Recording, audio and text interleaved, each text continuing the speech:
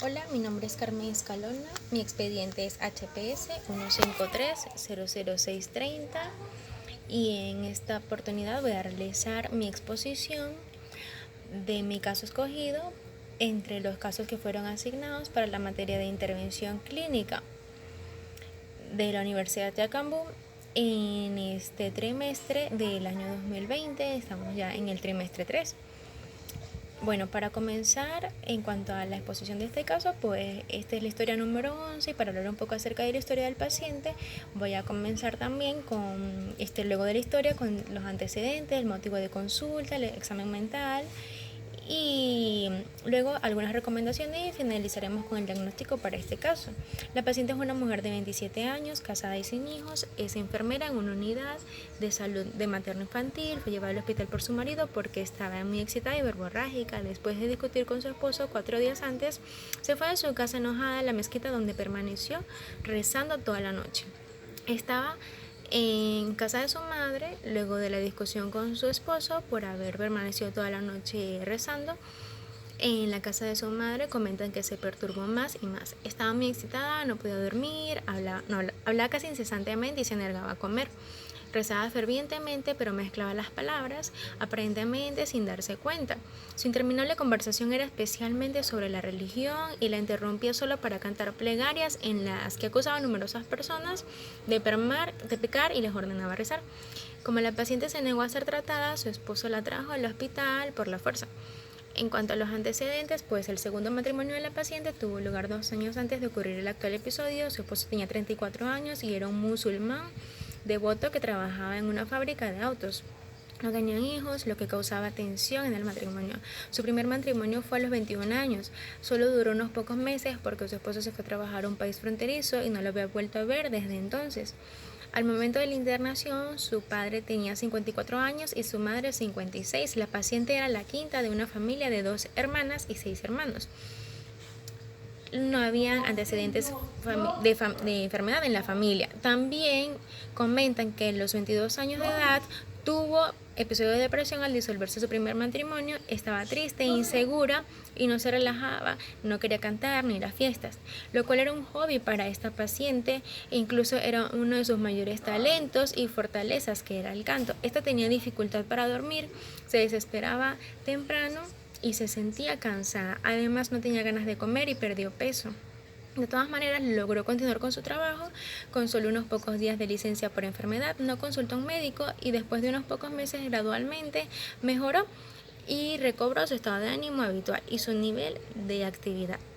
Tuvo un accidente de tránsito a los 7 años y se rompió un brazo. Tenía un bocio con un nódulo palpable en el lóbulo izquierdo de la tiroides. En cuanto a los datos de identificación, pues esta paciente vamos a reservarnos el nombre por motivos de ética. La edad es de 27 años, su género femenino, por supuesto, estado civil casada, grado de instrucción licenciada en enfermería. En cuanto a su afiliación religiosa es católica. Estos datos fueron suministrados por su esposo. El motivo de consulta, pues como ya comentamos, fue llevado por su esposo ya que tenía una euforia y verborrea incontrolada, ¿verdad? Agresividad. Estaba psicótica, pues en su examen mental los resultados dieron en cuanto al hemisferio izquierdo, en cuanto a la memoria estaba conservada sin alteraciones aparentes, en cuanto a la orientación conservada sin alteraciones aparentes, la inteligencia descontrolada superior a la normal. La conversación era demasiado rápido y difícil de seguir porque iba demasiado rápido cambiando de un tema a otro. En cuanto al hemisferio derecho, el pensamiento, vemos que el pensamiento tenía alteración por delirios de grandeza, megalomanía y de tipo religioso. En cuanto a la afectividad, se notaba excitada, irritable y gritaba agresivamente. En cuanto a la sensopercepción, se sentía más fuerte y saludable que nunca. En cuanto a los instrumentos utilizados, pues por ahora el principal instrumento que existe para evaluar el paciente de trastorno bipolar, la principal es la entrevista, ya que un paciente en crisis difícilmente podrá atender a las indicaciones de un test y la principal evidencia para determinar el caso bipolar tipo 1 sería la observación de síntomas maníacos. Sin embargo, existe una prueba que es la escala de manía de Jung. Es un buen aporte ya que busca medir la manía como un estado desde el reporte subjetivo del paciente. También es una entrevista semiestructurada de respuestas unidimensional aplicada por un clínico experto y calificado. En cuanto al diagnóstico, pues los indicadores clínicos son el DSM-5, tenemos que es un posible diagnóstico de bipolaridad tipo 1, actualmente con episodio maníaco. Los criterios que cumplen para las patologías, pues cumple con más de 3 criterios positivos para determinar este diagnóstico, los cuales son aumento de autoestima, sentimientos de grandeza, disminución de la necesidad de dormir, más hablador de lo habitual, opresión para mantener una conversación, facilidad de distracción, es decir, la atención cambia demasiado fácilmente a estímulos externos pocos importantes e irrelevantes, según se informa, observa. En cuanto a la alteración del estado de ánimo, es suficientemente grave para causar un deterioro importante en el entorno social y laboral, para causar una hospitalización con el fin de evitar un daño a sí mismo a otros, porque existen características psicóticas. Todos estos dan positivos para esta paciente.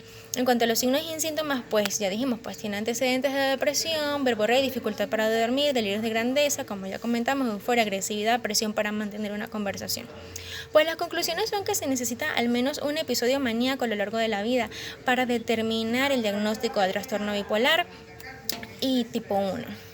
Es necesario que se cumplan los criterios siguientes para un episodio maníaco. Antes o después del episodio maníaco pueden haber existido episodios hipomaníacos o episodios de depresión mayor. Pues las recomendaciones serían la existencia psiquiátrica para determinar la terapia farmacológica.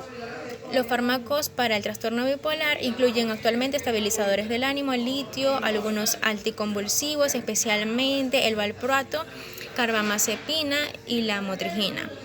En cuanto a los antipsicóticos de segunda generación, olanzapina, quetiapina, risperidona, y bueno, es fundamental la psicoeducación y psicoterapia tanto para el paciente como en la familia.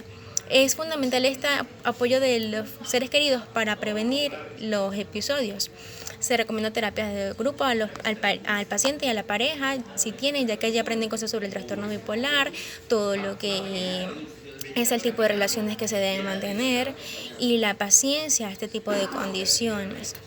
Según el paciente, sus secuelas sociales y el papel central de los estabilizadores del ánimo es el tratamiento. La psicoterapia individual también puede ayudar a los pacientes a enfrentarse mejor a los problemas de la vida cotidiana y ajustarse a una nueva forma de verse hacia sí mismos, de indicarse hacia sí mismos.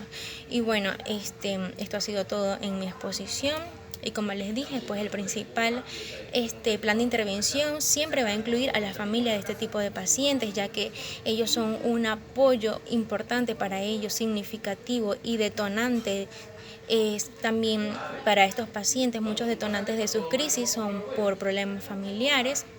Y bueno, siempre será importante la colaboración de la familia y la psicoeducación para poder entender y saber sobrellevar este tipo de condiciones. Eso fue todo, muchas gracias.